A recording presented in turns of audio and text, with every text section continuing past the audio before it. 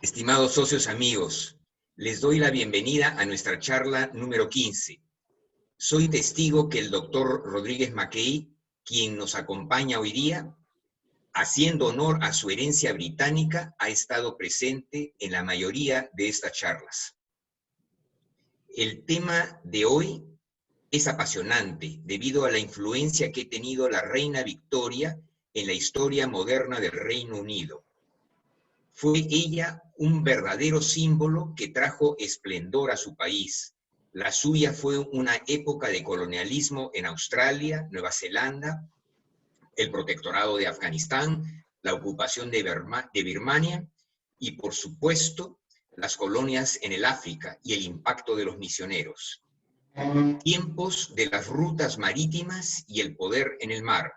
Épocas de intensa actividad política con la reforma electoral de Disraeli y la creación del Partido Laborista.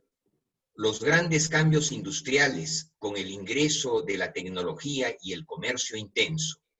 La extensión de la lengua inglesa con las consiguientes contribuciones en cuanto al modo de vida, cultura y costumbres cotidianas que influenció a todo el mundo. Estoy seguro que el doctor Rodríguez Mackay nos tiene preparado un gran viaje. Adelante. Estimados socios, queridos amigos, tengo el honor de presentar al expositor de esta noche, doctor Miguel Ángel Rodríguez Mackay, internacionalista y abogado por la Universidad Nacional Mayor de San Marcos. Tiene una maestría en Relaciones Internacionales y Comercio en el Instituto de Gobierno de la Universidad San Martín de Porres, así como 5 doctorados honoris causa. Es presidente del Instituto Peruano de Derecho Internacional y Relaciones Internacionales, así como vicerrector de Asuntos Exteriores del Instituto Internacional de Gobierno. Es miembro de varias asociaciones, entre las cuales está la Sociedad Peruana de Derecho Internacional y miembro de número del Instituto de Estudios Histórico-Marítimos de Perú. Recientemente ha sido incorporado a la Asociación de Juristas de Iberoamérica, con sede en Madrid, España. Esta noche nos brindará la conferencia La Era Victoriana y su impacto en la política internacional del siglo XIX. Estimado Miguel Ángel, el Zoom es todo tuyo. Muchísimas gracias, Enrique Anderson y amigo, y a todos los miembros de The Phoenix Club. Mi gratitud por esta invitación y me siento extraordinariamente honrado de estar ante tan selecto grupo de amigos, de intelectuales, de hombres y mujeres de la patria que acumulan en sus trabajos estas percepciones sobre los temas de la cultura, del arte, de la ciencia, y en este caso de la política internacional, que me voy a permitir en unos minutos, en un tiempo relativo, referirme, como muy bien en esta introducción que acaba de efectuar Enrique Anderson sobre el impacto de la era victoriana en el sistema internacional. Cuando analizamos en las clases de política internacional los diversos momentos que ha tenido la agenda planetaria a través de los 4 momentos en que ha sido clásicamente dividida la historia universal, sin lugar a dudas, hay una abrumadora aceptación de los doctrinarios y de los publicistas en la política internacional, en la política exterior, en el derecho internacional y en la negociación internacional, referir y señalar que el estudio de la era victoriana, la era de la reina Victoria de Inglaterra, marcó definitivamente un enorme derrotero de la sociedad internacional. Y por esa misma razón, porque la era victoriana tenemos que percibirla, conocerla en su contexto, para poder entender el siglo XX.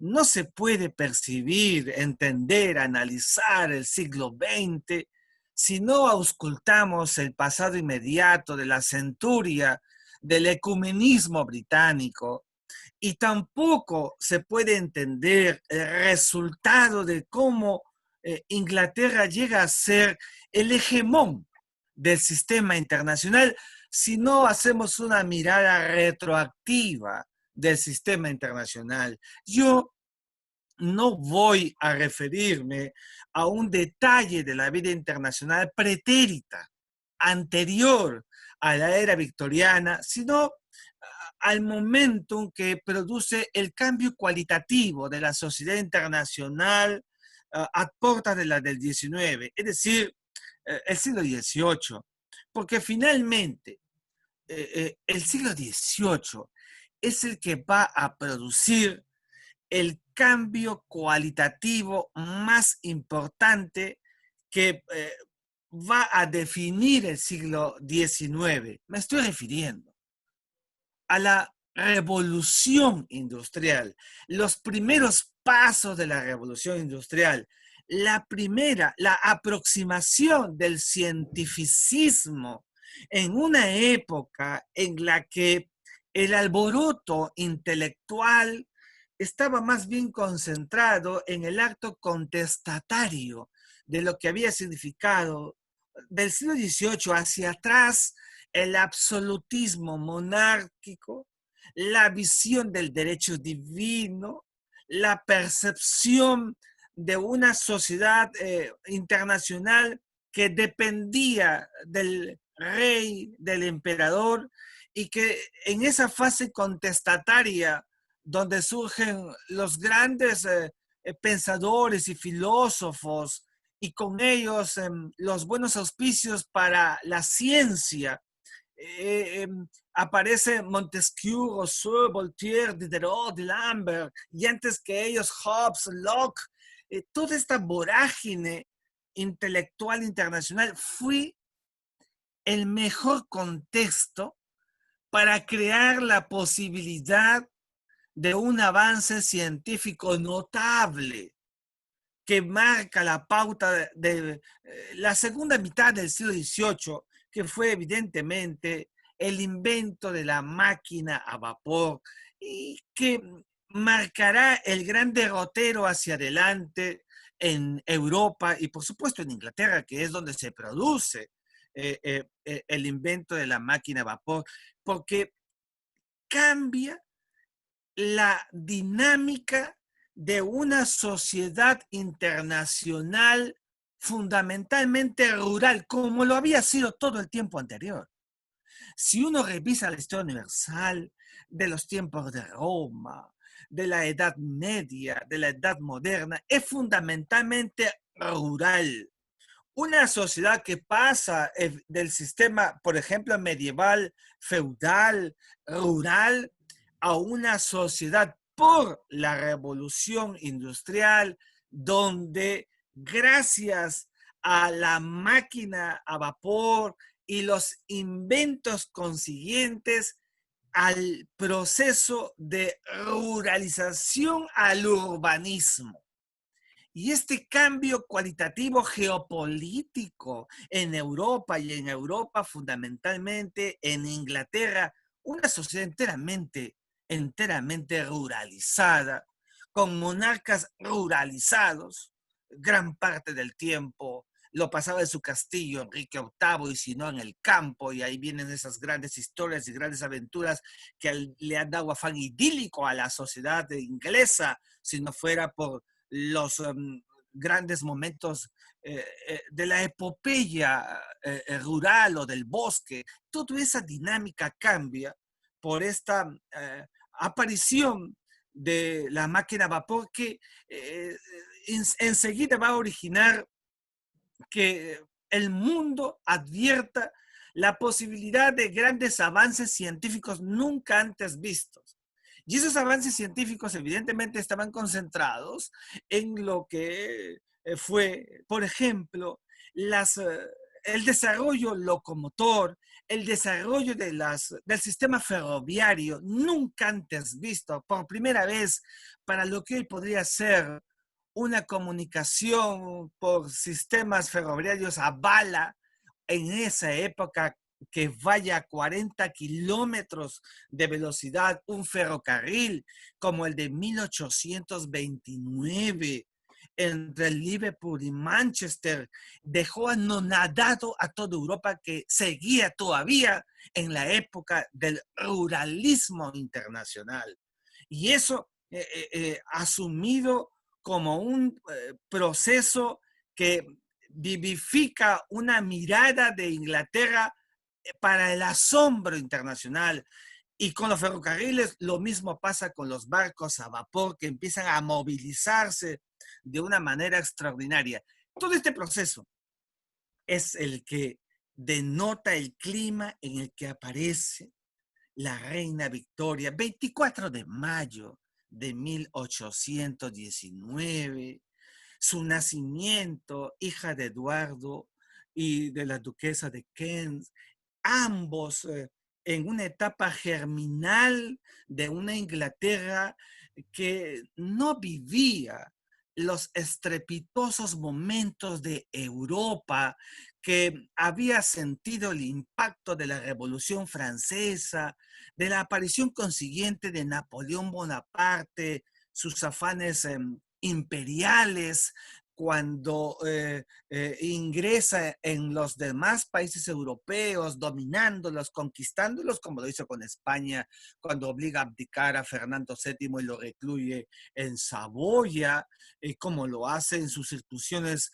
hasta Alemania, la Francia nórdica, y se va hasta Rusia o Egipto.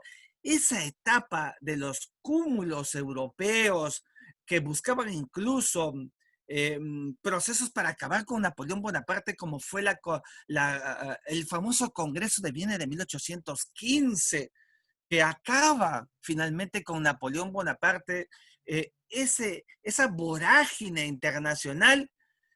El mundo inglés era ajeno a ella, y no porque no le importara, sino porque mientras los europeos estaban peleando, lidiando con las armas blancas y con las armas con la pólvora, casi como al comienzo de la Edad Moderna, los ingleses estaban preocupados en la gran revolución, en el cambio cualitativo, en la dinámica política, económica del país. No les interesaba a los británicos, a los ingleses, lo que pasaba en Europa. Estaban concentrados en su desarrollo. En ese contexto es que nace la alejandrina Victoria, que mañana más tarde, con solo 18 años, 1837, al producirse el fallecimiento de su tío, Guillermo IV, tendría por destino convertirse en la reina del mayor imperio del planeta, que cuando ella asume el trono, Inglaterra ya estaba forjada en la revolución industrial del despegue, en la revolución industrial pretérita, inicial, acumulada, pero que ella le va a imbricar una dosis cualitativa distintiva que la va a llevar a convertir a Inglaterra en la gran hegemonía del sistema internacional.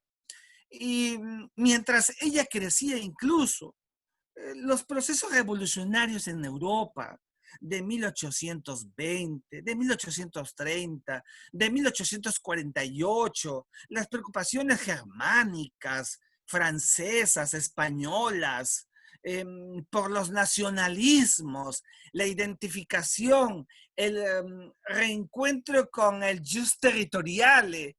Los ingleses habían pasado esa etapa más de 100 años atrás, estaban en otro momento de la historia universal. Y eso, evidentemente, había significado para una Inglaterra que intraestatalmente tenía un sistema de gobierno a puro pulso forjado en una tranquilidad donde había como regla de oro en el sistema del manejo y de la conducción política la alternancia del poder. Esto que había aprendido de Locke y que luego Montesquieu desarrolla por la separación de poder para Francia, ya lo había hecho Locke, y que en el siglo XVIII, en las dos últimas décadas, ya era una práctica cotidiana en el mundo inglés, que para los europeos del continente eran lides intestinas, pues era el marco de la tranquilidad política en el que la reina asume la conducción de jefa de Estado de Inglaterra.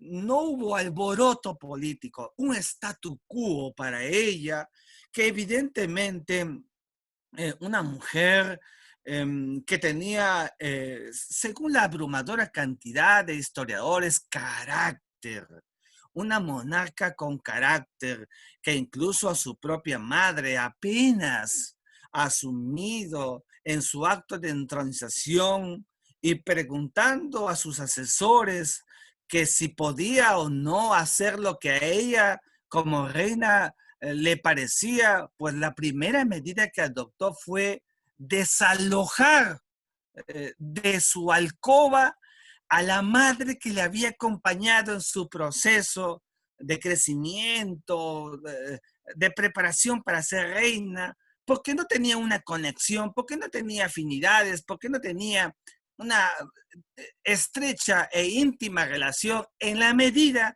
en que la madre, que la quería muchísimo, era absolutamente totalizadora sobre la personalidad de la hija, que siendo también relevante en su personalidad, producía una suerte de reacción.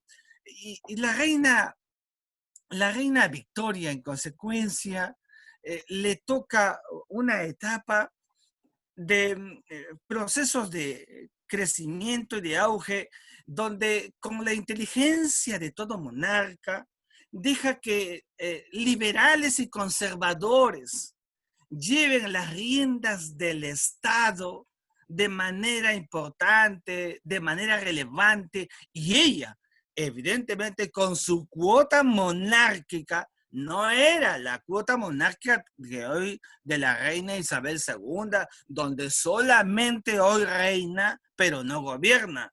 Todavía no. Existía una fuerte aprehensión del valor monárquico heredado de la historia, que, como sabemos, la institución de la monarquía en Inglaterra ha sido y será siempre un factor viviente del imaginario social, nacional y político del pueblo inglés. En este contexto, entonces, es la reina Victoria la que va a comenzar a dirigir los destinos de su país, muy pegada de los primeros ministros que le tocó tener. Sin embargo, casada muy joven, con su primo, Alberto de Sajonia, el príncipe de Sajonia, eh, y con quien tuvo una vida extraordinariamente feliz. Ella lo dijo siempre que amaba y quería a su esposo. Era una mujer que tenía pocas expresiones ante los demás, pero los 9 hijos que tuvieron, 4 varones y 5 mujeres, en el tiempo en que fueron matrimonio, porque se fue muy joven, muere joven Alberto en 1863, como consecuencia de una enfermedad que le había sobrevenido, impactándola a la propia reina, pero habiendo dejado habiendo impregnado en ella un marco de dependencia Y Alberto incluso como príncipe consorte, el primero que registra la historia inglesa de la corona, el príncipe consorte que no había en los tiempos de los Tudor, que no había en los tiempos de Enrique VIII, pero que ese príncipe consorte va a tener el peso de aceptar en un momento de la historia donde el varón determinaba el patriarcado de la sociedad inglesa, aceptar que una mujer era la reina sobre la cual como ciudadano era un súbdito de la esposa convertida en monarca y él solamente un príncipe consorte. Y digo solamente en tanto y en cuanto era la terminología usada para la subordinación de quien fuera su esposo por el mismo hecho de que ella tenía todavía ese legado inmanente heredado de los tiempos de la monarquía absoluta que había acumulado a la sociedad internacional.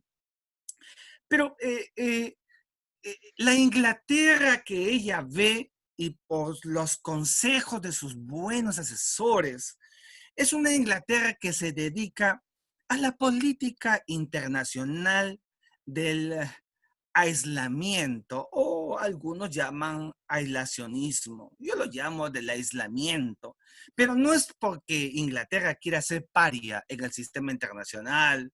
No, no, no, es todo lo contrario. Fue un aislamiento estratégico, un aislamiento donde Inglaterra estaba más pensando en su visión ecuménica de la geopolítica internacional.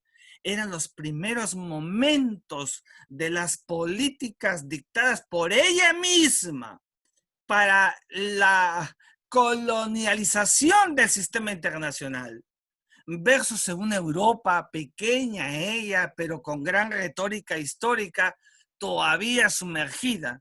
Y estoy hablando ya del año 1840, 1850, en estos nacionalismos y en procesos de unificación, como la unificación italiana o como la unificación alemana, que buscaban estos territorios que habían sido diseminados por la expansión napoleónica, cuando Inglaterra ni se preocupaba más bien sino de expansión, no de unificación, sino de expansión en el sistema internacional. Y por esa razón es que no solamente la aparición epopéyica del gran simbolismo de lo que significó en Trafalgar, de Horacio Nelson en 1805, daría pie a esta calificación en el sistema naval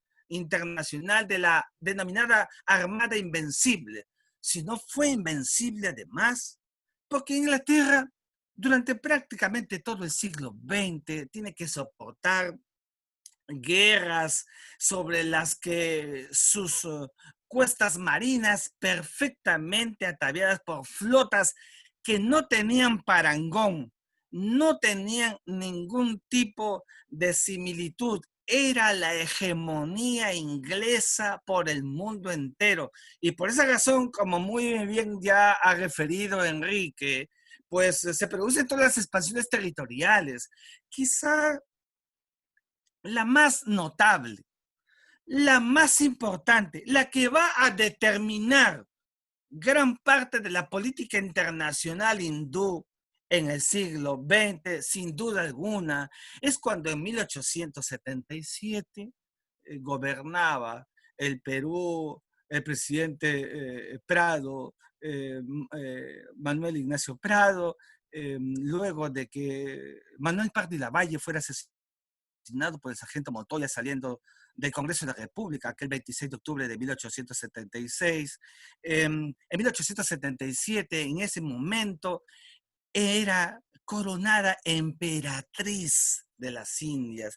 Es decir, el momento para los historiadores de manera abrumadora del éxtasis, de la hegemonía inglesa.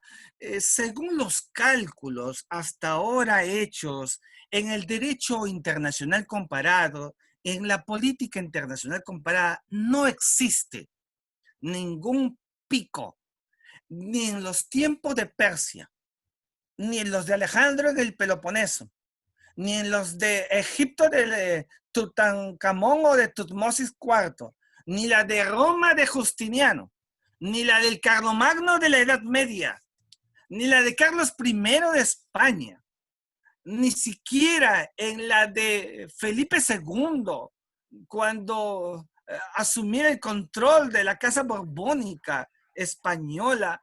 No ha habido, ni con Luis XIV, el Estado soy yo francés, un pico de mayor hegemonía como la tuvo la reina Victoria en 1877, convertida en emperatriz de las Indias. Y aquí me quiero detener porque la gran parte de los historiadores dicen que ese fue el momento en el que por primera vez, yo no creo que sea por primera vez, pero el unísono dice que por primera vez la reina Victoria da dotes de estadista. Ella era una gobernante, en la mayoría de los investigadores, una gobernante importante que tenía intelectuales como primeros ministros que dirigían bien al Estado, pero que ella superpone el aparato de su inteligencia emocional, su calidad intuitiva, cuando se produce la vorágine de una situación compleja con los cipayos en el marco de la propia cipaya británica de 1872. Ella resuelve la revolución, el levantamiento de los cipayos y da como resultado, más bien, en vez de un rechazo de los hindúes hacia el Reino Unido, Inglaterra, más bien un nivel de aprensión, y ella logra dosificar esto que había sido importante. Casi a la par con convertirse en emperatriz de las Indias, da un jaque mate nunca antes visto en la sociedad internacional cuando adquiere las acciones del canal de Suez, este canal de Suez que lo conocí en su momento y que solamente mirar su calidad geopolítica de la conexión entre el mundo del Asia Menor y el Mediterráneo para una Inglaterra que, repito, reitero, miraba sigilosamente la movilización en esa parte del sistema internacional, pues la había convertido y sellado a en ese momento ya, la abuela de Europa, como la llamaban a la reina Victoria, en una emperatriz que había resultado ser a los ojos de una Europa que todavía no entendía la dimensión de su poder, de su persuasión, pues el gran imperio ecuménico del sistema internacional. Pero la era victoriana no fue fácil. Es verdad que hubo esplendor, es verdad que de la ruralización por la nobleza se pasó a la urbanización por la burguesía. La mejor clase media del siglo XIX fue el resultado del proceso de la revolución industrial acumulado en la era victoriana. Eh, Mientras antes de ella habían enormes diferencias, con analfabetismo alto, con una clase campesina que no compartía los frutos de lo que le daba a Inglaterra su enorme poder, porque su calidad ultramarina le había permitido que llegaran todos la materia prima que acumulaba para su revolución industrial, y ahí la había ganado a España y a Francia, que mientras pensaban en oro y plata para embellecer sus palacios, Los ingleses pensaban en el cobre, pensaban en los demás minerales para la revolución industrial. Fíjese ese cambio cualitativo que había en esa sociedad.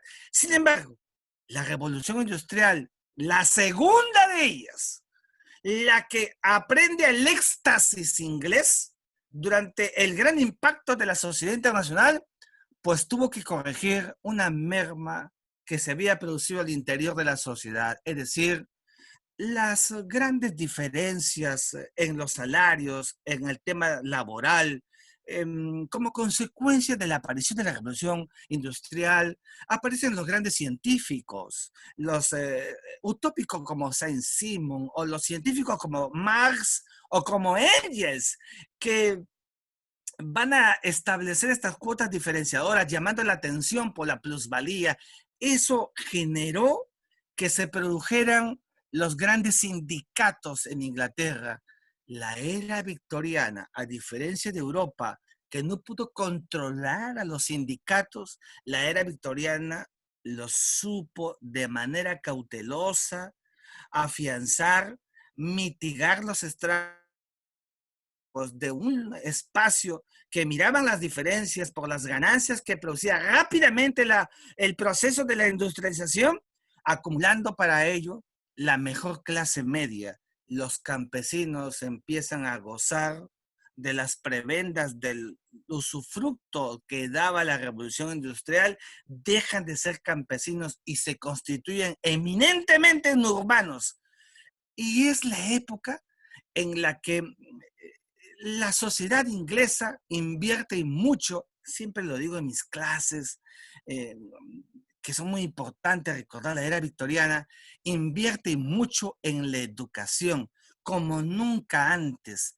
Entre 1870 y 1900, los últimos 30 años de Victoria, ella muere el 22 de enero de 1901, pero los últimos 30 años no había el nivel de analfabetismo en Inglaterra, de tenerlo al nacimiento de la reina en 72%, ella lo deja en solamente 3%. O sea, una extraordinaria preocupación monárquica por la cultura, los grandes teatros, el arte, la literatura, Oscar Wilde, todo lo que ha significado la visión de una sociedad inglesa que se cultivaba en el alma, en el pensamiento, se cultivaba en también lo que se ha denominado la moral victoriana, es decir, una etapa donde predomina mucho la conducta externalizada, donde predomina mucho este legado del protestantismo, que fue la etapa de la escisión de la Iglesia Católica por la reforma religiosa. Como ustedes saben, la de Juan Calvino, la de Lutero y la de Enrique VIII, y dio paso a un protestantismo que desarrolló como nunca y como en ninguna otra parte del sistema europeo esta visión del puritanismo, la sociedad puritana, la sociedad del no pecado, la sociedad que tenía que arraigarse a los valores de la forma, donde la forma era muy importante. Y yo recuerdo mucho, le contaba a Enrique, creo, o alguno otro de ustedes, mi abuelo, eh, si no había reloj y estaba a las 5 tomando el té, era porque era a las 5 de la tarde. O sea, si no había reloj, sabía que era a las 5 de la tarde porque mi abuelo estaba tomando el té y se acabó. Y mi madre y mi bisabuelo, que no lo conocí, pero era esto que se heredaba de estas prácticas de la sociedad y de la cultura inglesa, retórica. Alguna es verdad que también hay historiadores que señalan que más bien no fue una moral propiamente dicha del puritanismo, sino más bien fue una suerte de apariencia social. Yo creo que investigando y revisando hubo las dos cosas. Y las dos cosas porque si hay algo que caracteriza a la sociedad inglesa, mejor dicho, para hacer un mayor ecumenismo, a la sociedad británica el día de hoy, es esa visión retórica afiatada y pegada a esos valores y esas conductas que los hace vivir la reminiscencia de lo que fue el esplendor británico a partir de su monarquía. Por eso les digo siempre yo a los jóvenes hoy día, mira, si hay algo a lo que los ingleses nunca van a renunciar es a su monarquía, porque es parte concomitante de su existencia como sociedad, como Estado-nación, como evidentemente ha sido a lo largo de todos estos procesos. Pero fíjense ustedes, la política internacional inglesa fue tan determinante que así como el dólar ha dominado y domina el siglo XX y lo que va del XXI, y algunos dicen que el yuan puede dominar lo que venga después, sin duda alguna, el siglo XIX estuvo dominado por la libra esterlina, la moneda preponderante, la moneda que determinó el sistema económico internacional. José Balta, 24 de agosto de 1967, 29 años de edad, Nicolás de Piero le encomienda ir a Europa y llevar a cabo el contrato Dreyfus para sellar una relación con el Perú por el tema de los ferrocarriles, y el presidente Iglesias al proceso ulterior con la Casa Grace.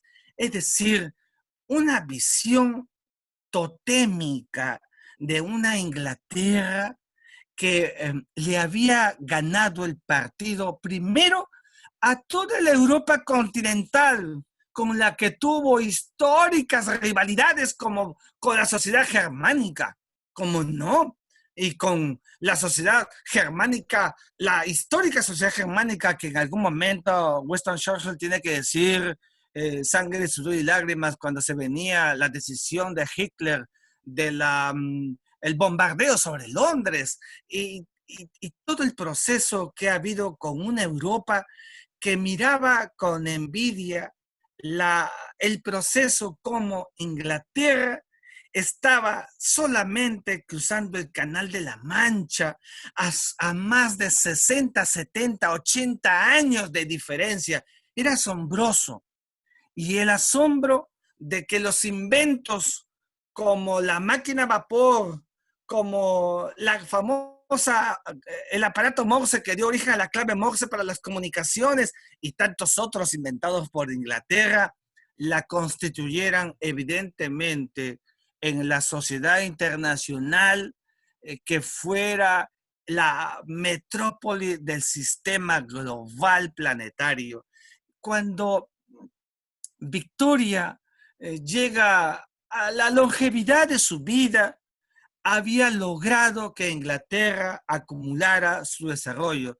Solo que, y aquí viene quizá para dar paso un poco a las preguntas que puedan hacer, una de las cuestiones que siempre me ha llamado la atención, ¿por qué Inglaterra no sigue siendo el hegemón del siglo XX? Y es que Estados Unidos de América, advertido del desarrollo de la revolución industrial, sus mejores técnicos especialistas van a Inglaterra. Los vasos comunicantes entre las 13 colonias, ex colonias, luego Estados Unidos y Londres, Inglaterra, nunca se perdieron. Y toda esa experiencia científica, revolucionaria, la tecnología de la época llega a Estados Unidos, y cuando a finales del siglo XIX Estados Unidos ya se había convertido en el mayor productor de barcos en el planeta, en el mayor productor de armamentos, era evidentemente que estaba dando paso a un nivel de hegemonía mayor que le esperaba en el siglo XX.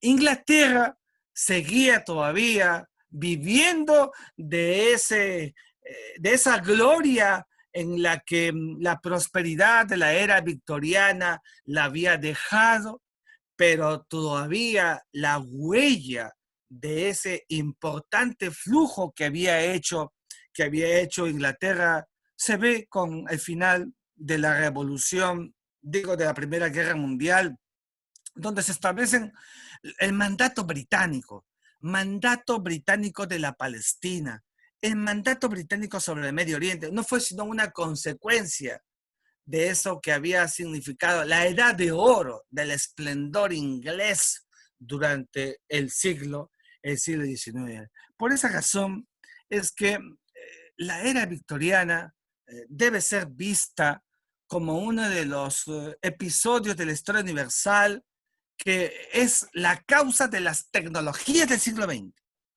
Es la gran impulsora de los procesos que han devenido en el siglo XX con Estados Unidos, con Alemania, con la entonces Unión Soviética, etcétera, etcétera. La que da el punto de quiebre para ese proceso tecnológico distintivo será Inglaterra. Si no hubiera habido revolución industrial, esto también es unísono, abrumador entre los investigadores, seguramente que ese proceso de ruralización hubiera continuado gran parte del siglo XIX y se hubieran aletargado algunos otros procesos en el sistema internacional. Victoria tuvo sensatez con Alberto a su lado y después con los primeros ministros que la acompañaron.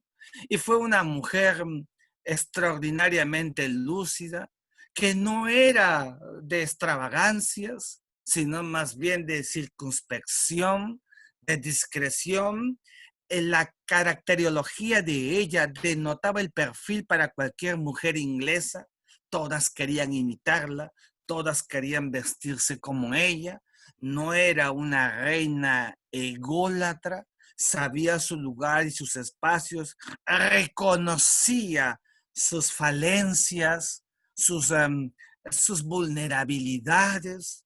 Una mujer que para algunos tenía cierta cualidad sentimentaloide con los hombres que estuvieron cerca de ella. Y yo siempre digo que alrededor de los monarcas, de los presidentes, siempre se van a tejer historias, novedades, mitos como la de Abdul, que fue un hombre que la acompañó y mucho en una etapa que ella misma describió de enorme soledad, porque después de la muerte de Alberto, ella vivió siempre vestida de luto por lo que había significado el esposo, pero se tejieron muchas cosas como se han tejido siempre con los monarcas, pero ella, y esto fue un legado para su hijo Eduardo VII y todos los que han habido después, y no solamente para la corona inglesa, sino para las europeas, de entender cómo un rey siempre, hasta los momentos más difíciles, debe tener la ecuanimidad de saber que es la simbología, la personificación de la historia de su pueblo. Y ella siempre lo supo.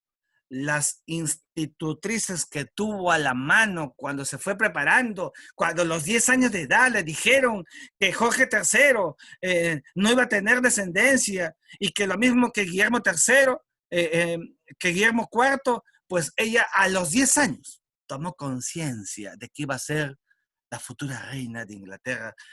Un legado que, según los buenos embajadores nuestros que han pasado por Londres, como mi maestro Gonzalo Fernández Puyó, que fue embajador del Perú en Inglaterra, en el Reino Unido, me contara que siempre en los príncipes de Gales y en los demás príncipes en la corona británica, la enseñanza del capítulo de Victoria es troncal para forjar, para formar el temperamento, el carácter del futuro monarca o la monarca que va a tener la historia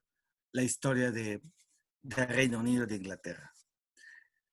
Hasta aquí dejo un poco lo que he querido decirles a ustedes sobre el impacto de lo que ha significado esta importante etapa de la historia universal, ganada con creces por una sociedad inglesa que miraba ultraactivamente al mundo cuando Europa y los demás estaban todavía en otro momento de historia. Muchísimas gracias a todos, muy amables.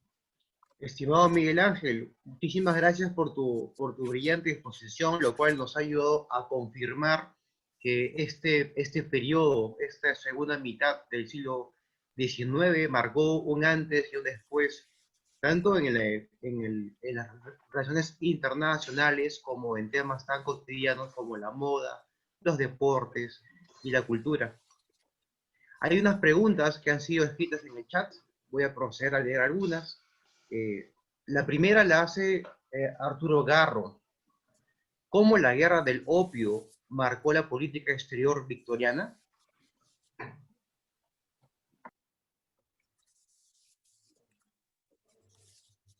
No te escuché bien. A ver. Arturo Garro hace la primera pregunta. ¿Cómo la guerra del opio marcó la política exterior victoriana? ¿Cómo no? Em, la guerra del opio, evidentemente, los afanes ingleses por la geopolítica asiática, fundamentalmente mirando a lo que Marco Polo llamaba el Catay y el Zipango, siempre fue determinante. Y los ingleses tenían una sola aprehensión sobre la China y sobre todo lo que significó la acumulación asiática.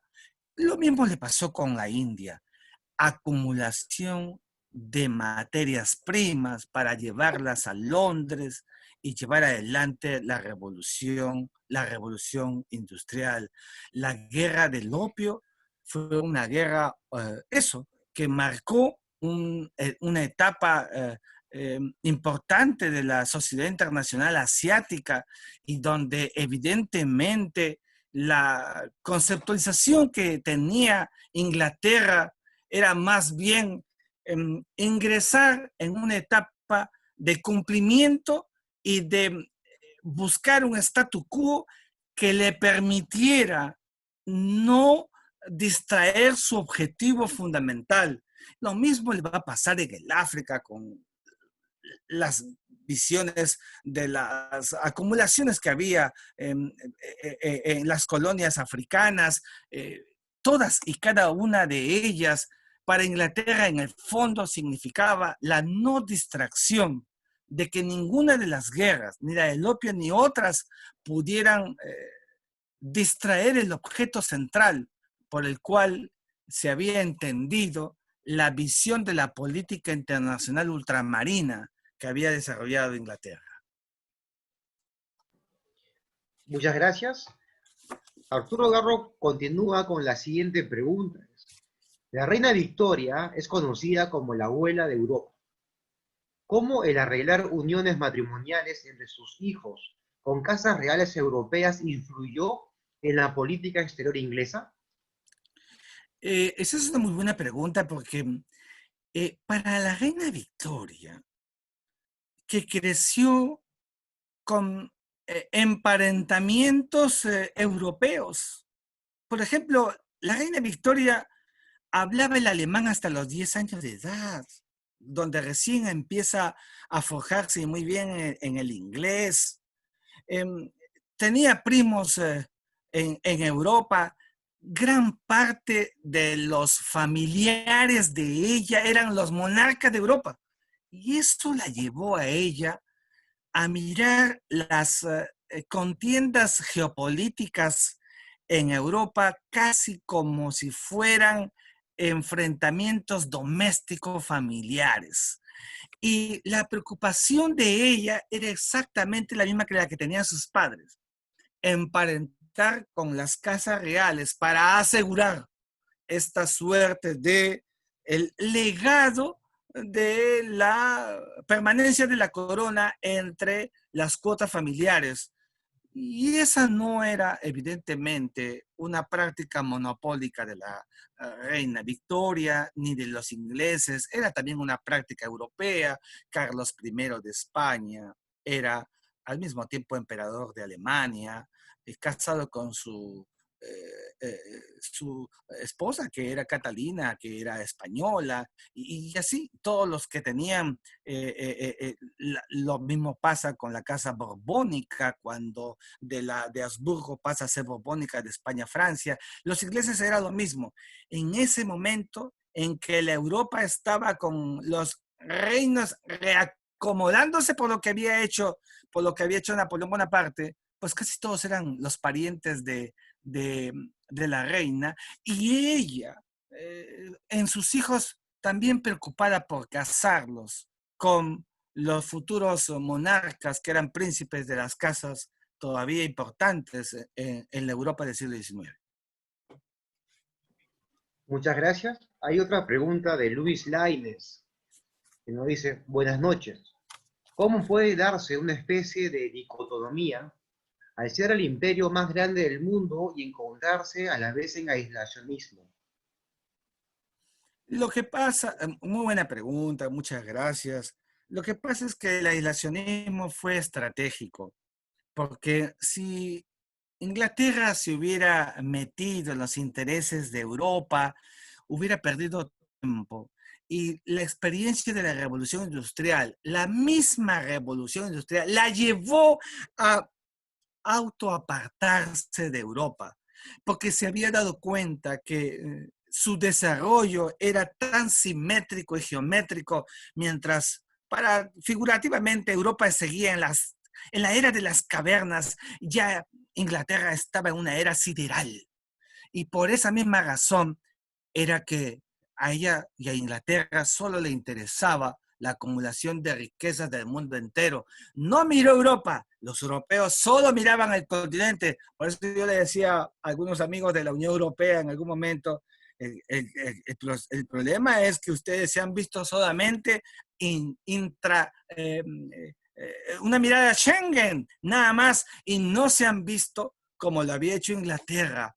Y ahora que ha salido de la Unión Europea es porque sigue teniendo el alma de la era victoriana, pensando en el mundo, pensando en su mirada externalizada, que ahora uno dirá que puede o no ser geopolíticamente importante, pero mientras esté con una alianza estratégica con el hegemón que se llama Estados Unidos de América, los ingleses de hoy harán exactamente lo que Victoria, confabularse en el mejor sentido de la palabra con su armada invencible para que no haya ningún óbice en el camino a convertirse en la reina y señora, primero de los mares y después de los territorios ultramarinos.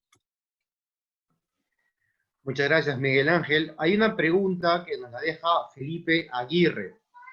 ¿Qué diferencias pueden encontrarse entre Victoria e Isabel II? Esa es una buena pregunta y yo primero pues que encontraría más similitudes que diferencias.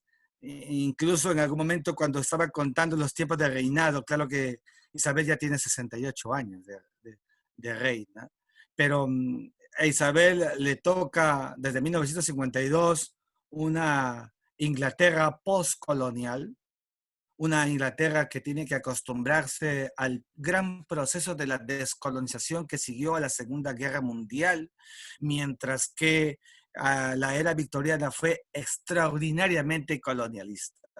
En segundo lugar, mientras Inglaterra de la era victoriana tenía el monopolio del desarrollo de las tecnologías, en el siglo XX y lo que va del XXI, el monopolio de las tecnologías lo tiene Estados Unidos, lo tiene la China, ya no lo tiene Inglaterra, ya no lo tiene el Reino Unido. Pero permíteme una similitud, y es que las dos asumieron el trono muy jóvenes y las dos han sabido, a mi juicio, mantener esta razón de Estado de pensar antes que en ellas mismas, en la carga de ser las que personifiquen a la nación, al pueblo inglés, al pueblo británico, y con sus reinados sin exabruptos, en ellas mismas, sin escándalos. Ellas han sido, la reina actual lo es, con un comportamiento realmente estelar, notable, yo diría idílicamente respetable por todas las colonias europeas y por todos los gobernantes del mundo. Muchas gracias. Hay una última pregunta que nos la deja Arturo Garros. ¿Cómo contribuye la Comunidad Británica de Naciones a la política exterior británica? ¿A la política exterior? Británica. Bueno, yo creo que son vasos concomitantes. Hoy día la política exterior ya no es inglesa, la política exterior es británica. Es decir, como ustedes saben, pues ya incluye a Escocia, Gales, ¿no?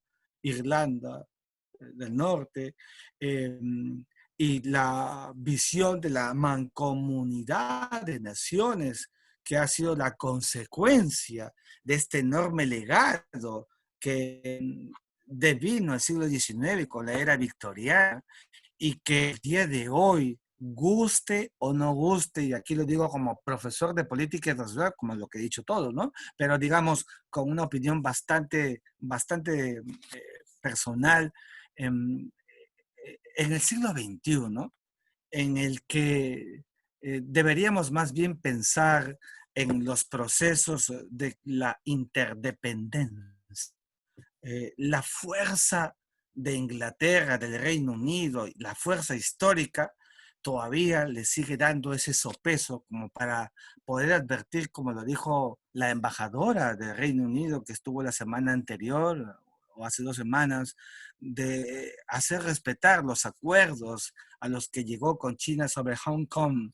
Y eso solamente en el siglo XXI puede ser un enorme legado de esto que ha sido los vasos comunicantes de la vida intraestatal inglesa, británica. Es decir, han pensado siempre en esa unidad para forjarla internacionalmente con el enorme poder que sigue teniendo en su persuasión internacional. Por alguna razón, la presencia del Reino Unido el día de hoy sigue siendo gravitante, y ahí está, porque una de las vacunas las está produciendo justamente la Universidad de Oxford, que le da evidentemente una ratio de agenda estelar al Reino Unido, a Inglaterra, a lo que ha significado el estelarato de este país importante en el sistema internacional. Muchas gracias a todos. Estimado Miguel Ángel, muchas gracias por haber absuelto estas preguntas. Vamos a dar pase a nuestro presidente, Enrique Anderson. Estimado Miguel Ángel, te confieso que nos has realmente transportado a la era victoriana y nos has traído de vuelta al día de hoy. Tu entendimiento de lo británico es realmente impresionante. Felicitaciones. Tu charla realmente nos ha mantenido al filo del asiento. Muchísimas gracias. Y un brindis por Miguel Ángel. Oh, qué amables. Felicitaciones. Muchas gracias. Saludos a todos. Saludos para todos. Gracias, Miguel Ángel. Felicitaciones. Muchas gracias. Salud con todos. Gracias. Felicitaciones. Muchas gracias. Muy interesante.